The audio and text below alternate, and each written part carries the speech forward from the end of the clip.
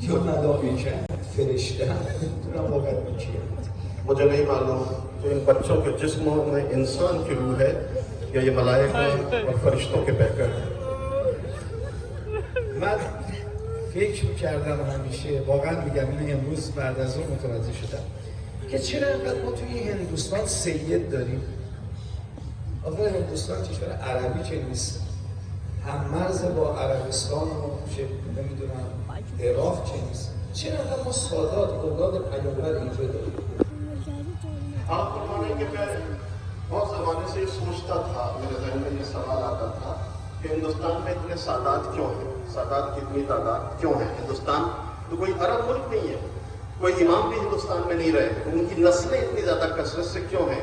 आज दोपहर बाद मुझे एहसास हुआ कि हिंदुस्तान सरजमीन हिंदुस्तान पर सादात की इतनी तादाद क्यों है. اینو بعد از ظهر فهمیدم. आज दोपहर बाद मुझे एहसास हुआ. با این که فهمیدم که این بچه های پیامبر هر کجا بودن می‌کشتنشون. به ذهن ما فرار می‌کردن دنبال یه جای امن که در امنیت بوده باشند. मुझे ऐसा लगता है कि रसूलुल्लाह के जो मासूम बच्चे थे, रसूलुल्लाह की जो मासूम औलादें थी, उनको ढूंढ ढूंढ कर कत्ल किया जाता था. लोग दुनिया उनके खून के प्यासे थी, वो अपनी जान बचाने के लिए इधर उधर जाया करते थे. اینا امن‌ترین جا رو پیدا کردن با اون هندوستان. और उस जमाने में जब शातिरान सियासत ने नस्ल पैगंबर का कत्ल आम शुरू किया था और पैगंबर की औलाद सहादे किराम अपनी जान को बचाने के लिए मुख्तलिफ इलाकों में जाती थी, तो उन्होंने हिंदुस्तान को एक अमन और अमान वाली जगह पाया. اومدن اینجا موندگار شدن. ای درود خدا، سلام خدا، درود پیامبر، سلام همه انبیا و سلام همه ملائکه و درود همه ملائکه بر کشور عزیز هندوستان باد که محل امن بر همه بوده.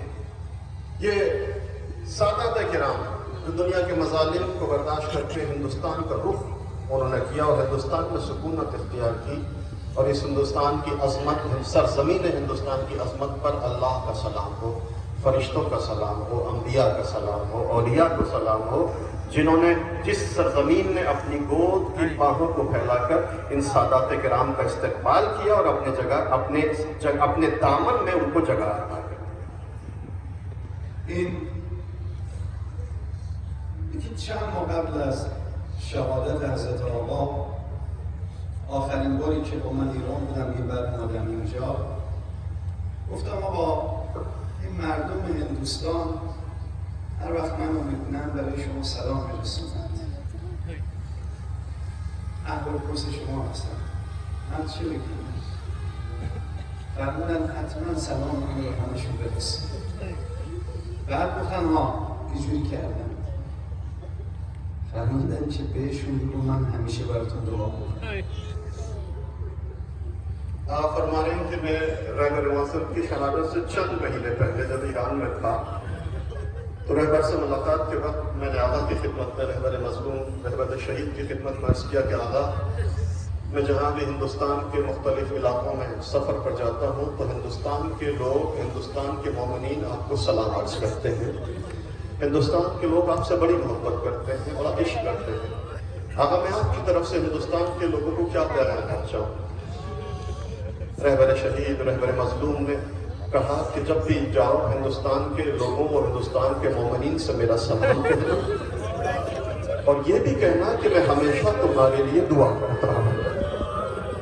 خیلی شما این حال شما رو یه جا میگم ای کاش یا سید شهدا این مردم روز عاشورا आगा कहते हैं कि जब मैं आपके इन एहसासात को देखता हूँ, जब मैं आपके इस तरह के जज्बात को देखता हूँ, जब आपके इन हौसलों और बरबलों को देखता हूँ, तो मैं सिर्फ एक जुमला कहता हूँ, करबला का रुख करके एक जुमला कहता हूँ, मौला हुसैन काश हम करबला में मौजूद होते. आका सैयद शुहदा काश ये सब लोग करबला में होते तो आप तन्हा न होते. اگر شما بودید کربلا نمیگذاشتید فرزندان سید شهدا رو و خود حضرت رو غریبانه اینجوری تکه تکه کنند. मैं यकीन से कहता हूँ कि आप वो लोग हैं कि अगर सन 61 हिजरी में करबला में मौजूद होते तो हुसैन और हुसैन के बच्चों को तहजीर न किया गया होता। هر کدام از اصحاب می‌مدن پیش سید شهدا اجازه ویدا می‌گرفتن و می‌رفتن. आप जानते हैं असहाब हुसैनी में से हर कोई आता था, हुसैन से इजाजत लेता था और मक्तल का रुख करता था। تا اینکه نوبت رسید به علی اکبر من اجازه گرفتم حضرت فرمودن چند قدم پیش من راه کن.